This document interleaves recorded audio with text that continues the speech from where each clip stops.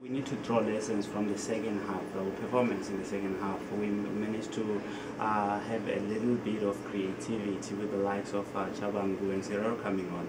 And going forward against Angola and our final match against Morocco, perhaps that's the kind of approach that we should employ if we stand any chance of qualifying for the final. I definitely agree with that. I think that we should start with Serrero and Chabangu.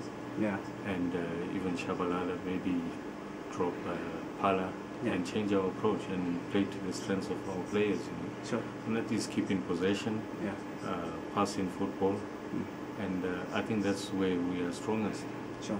But then what happens when you put your best players out there, your Chabangu and Serrero, and suddenly they don't hit the ground running and everything just goes disarray? How are you going to handle that? Who are you going to put on to try and rectify that? I think it could be taken as a risk, but I think it's a calculated risk, because if they go out there and do their job initially, you always have options on the bench. You have May Matlango who can come in and do a decent job. Yeah. You have Tokela Ranti up there, and start also with Impela, because I think one of the key things we are lacking was leadership on the field. Yeah. And that can only come from some of your key quality players like Impela and May Matlango is playing in Europe. He has that charisma, that extra quality that we need to lift the team. Sure. So yes, I would say we start with our creative players, the skillful players, and impose ourselves on the opposition, take control and dictate terms. Sure. And from there you have the options on the bench. You've got Opa Manisa who can come in and organize in the midfield and make it more compact if need be. Yeah. Our central pair at the back, Bongani Kumalo and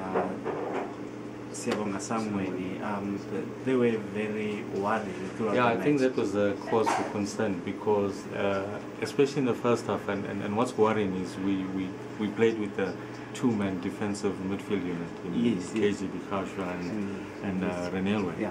And still we were exposed. So that is a serious cause for concern, because it shows that there's lack of understanding and cohesion between the central defensive pair. Yeah. Maybe I think their qualities are too similar, so it's very difficult for them to complement each other. Sure.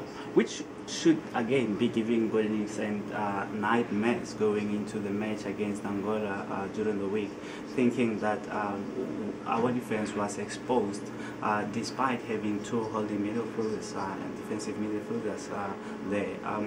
Do you go on the offensive and play with attacking midfielders and expose your defense even further, or you understand? I think that's an interesting question, but as I said, I think we should play offensively, because then we transfer the pressure onto the opposition. If we're going to sit back and be conservative, we're going to expose ourselves even more.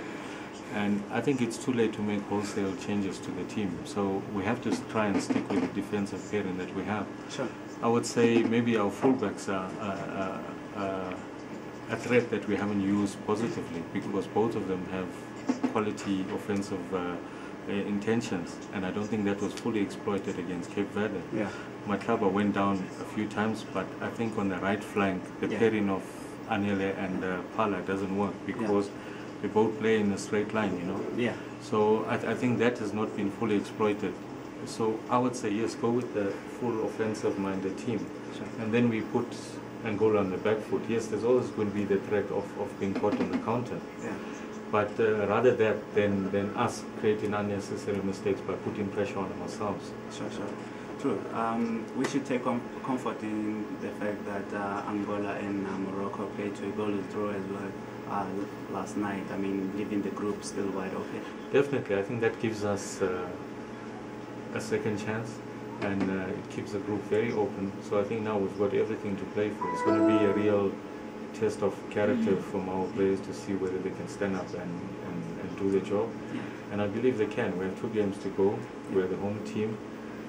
The country's behind Bafana. I'm sure all of us are. And we can't be as bad as we were in the first game. We can only get better. So I'm optimistic that we are going to do better in the next 2 games. Saying that we're going to do better against Angola, perhaps even Morocco as well. When Angola needed to win their final match against Zimbabwe in the qualifiers. Remember, they lost their first match in Zimbabwe 3-1, and they needed to score 2 goals in Luanda in order for them to make it to South Africa. They got to Luanda. Manucho, within the first 10 minutes, got the 2 goals, and then they kept that lead and qualified for South Africa. So, which shows that under pressure, when it needs be, they can actually rise to the occasion. They were not the best team last night, but come Wednesday, that fighting spirit, that determination, that will to go out full force to get the result. It could be expected. Yeah, I think definitely you spot on there. They have real strong characters in the team, not just Manusha. There's quite a few of them who play in Europe, and I think they're well organized, well coached team, and that fighting spirit is there, and they showed it by qualifying, as you rightfully mentioned. So I don't think it's going to be easy for Bafana, but this is going to show what we are made up also. We really got to, our guys have to put up their hands now and start being counted, especially the more experienced players have got to really come to the party. But I think we can do it as long as the players are given the atmosphere, the environment to play in to the best of their strengths. I'm sure we can do it. And as you say, Gordon Nicholson has no option but to go on the offensive. So in a way, you look at the first game, people might be saying negative things, it was a bad performance, but let's look at it from the other side. It can actually spur us on to be better. We can only get better from that. I don't believe that we can play as poorly as we did. True. Which 2 teams do you see progress to the quarterfinals? I think from our group it's going to be very, very difficult, but obviously I would say Bafana has a good chance, and then it could be any of the other 3 teams. But the way Morocco played, they're very good offensively. They're very well organized. Tactically, they're on a higher level than all 3 teams. So I would see them possibly going through with Bafana.